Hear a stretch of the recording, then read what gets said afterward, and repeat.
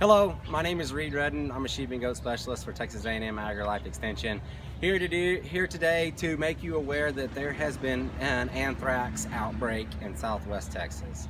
So there has been 4 confirmed cases by the Texas Animal Health Commission of an antelope, a goat, a cow, and a horse that have died of anthrax, and I've been in communication with a half a dozen or so ranchers within the anthrax region who have also confirmed that there is some loss occurring on their ranches and or their neighbors' ranches. So this is a bad year for anthrax. Anthrax is a spore-borne bacteria. It lives in the soil, grazing herbivores such as sheep, goats, cows, horses, deer. As they're grazing and eating grass, they pick up this spore. It generally takes 3 to 7 days for the signs and symptoms to exhibit themselves. Animals that have the disease will start having labored breathing, they'll be lethargic, they have an acute fever, they'll be trembling. Death typically occurs within 48 hours. So most often people are just finding dead animals out in the pasture when there's an anthrax outbreak such as this.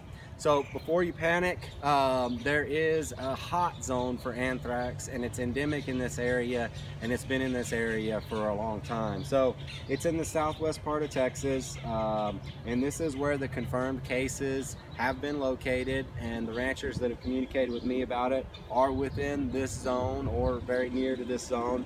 And so if you take a line from the town of Uvalde and draw a straight line up to Ozona, and then a straight line down to Eagle Pass and then back to Uvalde, that's the hot zone. So most ranchers that live in this region, they vaccinate their animals annually, especially if they've had anthrax in the past. The reason we're probably seeing more this year is some of this anthrax is on ranches that may be in the zone but had not had it historically.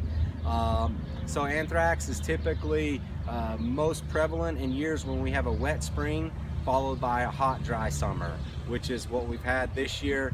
And anthrax typically goes away on its own when things cool off, but since it's in the early part of summer, we could very well see more anthrax, not less, in the near future. So if you find dead animals, it's important the first thing you do is contact your local veterinarian. They're going to be your primary source of information on what to do, how to deal with animals that have died, and how to treat the rest of your animals within your flocks and herds. Most important thing is do not handle dead animals that you suspect have died of anthrax. So your veterinarian will likely come out and take samples or give you specific instructions on how to take samples without putting yourself at risk from contracting the disease. If an animal that dies ruptures and its body cavity opens up, it's likely that there's going to be a lot of those spores spread and you could pick it up. So use caution, extreme caution, and good sanitary measures to make sure that you don't contract anthrax from animals that have gotten this.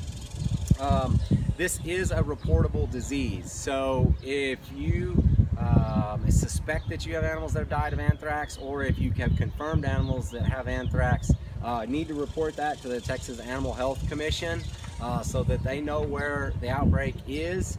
This will place ranches under a short-term quarantine for 10 days until after all the livestock have been vaccinated, or until the last animal has died that has not been vaccinated, and then those farms and ranches will be released from the quarantine. So it's important to call them. Here's the hotline if you need to get a hold of them. It's 800-550-8242. If you want to get all the facts and figures about anthrax, go to their website, tahc.texas.gov. There's good frequently asked questions, there's good fact sheets about it, and you can always call them and get information as well. So the vaccine is made by Colorado Serum. Contact your local animal health supplier. They very well could have the vaccine on hand. If they don't, you can order it yourself from the manufacturer, or you can have your veterinarian order it for you. If you have animals dying, we need to vaccinate everything. You may choose to give an antibiotic to all of your livestock first. You should not give an antibiotic and the vaccine at the same time, because the antibiotic may prevent the vaccine from being very effective. So antibiotics will treat animals that are in the early stages. They may just be showing signs, or they've been exposed to it but aren't showing signs. So tetracycline or penicillin are generally recommended, but I encourage you to work with your local veterinarian to come up with the best recommended practice for you. If you do give your animals antibiotic, you should wait at least 5 days until you give the vaccine for that to be as effective as it could. If you got any more questions, you're feel free to contact Texas Animal Health. You can contact us if you'd like, but they're your primary source of information, including your local veterinarian. So with that, stay tuned with the Texas anthrax outbreak, and we'll see you next time.